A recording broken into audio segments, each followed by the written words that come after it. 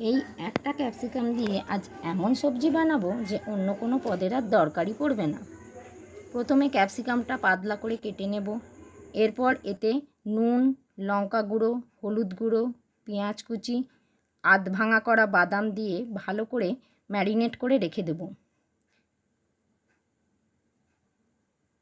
এদিকে মিক্সিং জারে শুকনো নারকেলের গুঁড়ো এবং মাখানে দিয়ে গুঁড়ো করে নেব।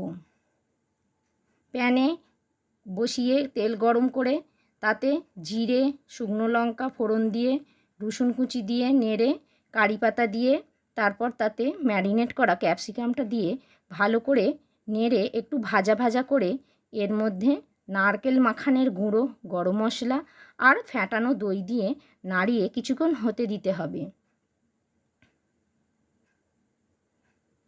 ব্যাস, তাহলেই তৈরি হয়ে যাবে দই ক্যাপসিকামের এই রেসিপিটা।